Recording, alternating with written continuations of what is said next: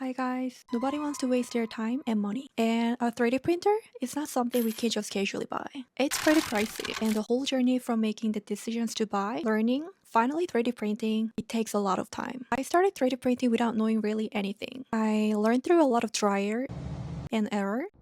I'm honestly still learning, and I genuinely find so much joy in sharing this journey with you guys.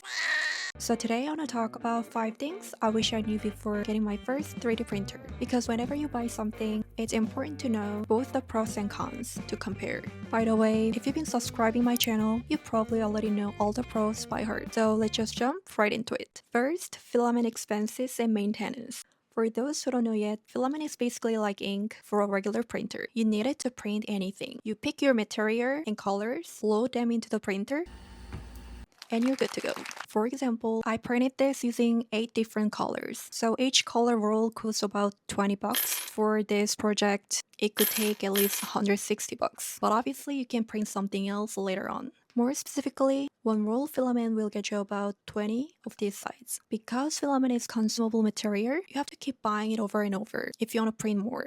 Since it's an ongoing expense, it can definitely add up and hit your budget. Well, it sounds obvious, I wasn't really thinking too much of it. Plus, filament is pretty sensitive to moisture. You've got to store it properly in a dry environment. Otherwise, it's gonna impact print quality. Second is troubleshooting. 3D printers are incredible pieces of technology, they're super smart, but errors happen way more often than you would think. You really need to develop the patience and skill to troubleshoot things yourself if something's not working. A spaghetti issue is probably the most common one. The first layer of your print fails to stick to the bed. Maybe your slicer settings are a little off, filament might be too humid, maybe there's so much grease on your bed. It can happen for a lot of reasons. When that happens, it's hard to save it. You might have to throw the whole thing out and start over. Most of the time, when any error pops up, the machine will give you an error code and a little description so you know how to fix. But honestly, if dealing with any technical issue stresses you out, feels way too tedious, you might want to rethink getting one.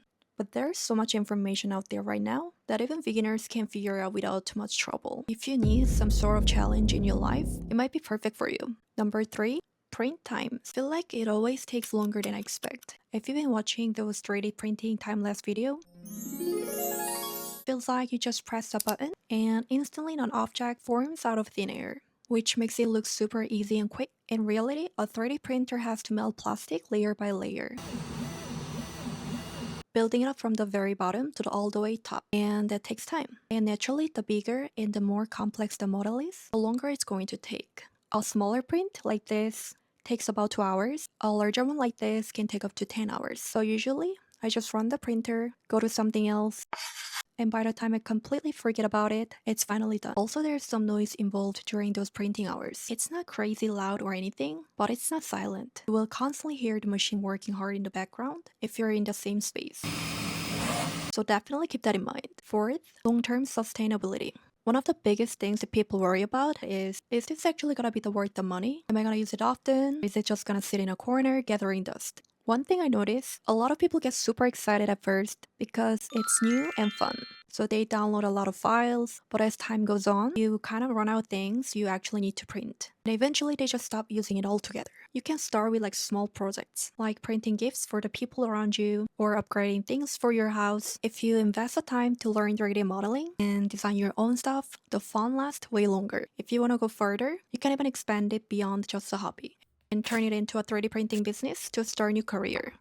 And finally, number 5, the importance of ventilation. I didn't bother ventilating my space for the first 3 months, but I'm lucky enough to have a dedicated room for my 3D printers. Still, whenever I walked into the room, there's always like distinct plastic smell, like stuffy air. But sure, it's not like it's instantly toxic for your health. After all, these machines probably have passed strict safety inspection for import and export across different countries. But at the same time, I don't think breathing that in is the same as breathing fresh air. So lately I see a lot of like 3D printer ads showing like cute setup with a printer sitting right on a desk next to someone's sleeping bed. If you have to run your printer in your room, make sure you ventilate, open a window, maybe keep an air purifier running. Just make sure you manage based on your setup and how cautious you want to be for your own health and your family's.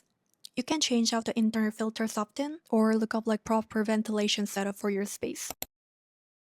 Even after taking all of these things into account, I still totally think a 3D printer is 100% worth the money. If you guys have any other experiences or tips regarding this topic, please share them in the comments. Thank you for watching. I'll see you guys in the next one.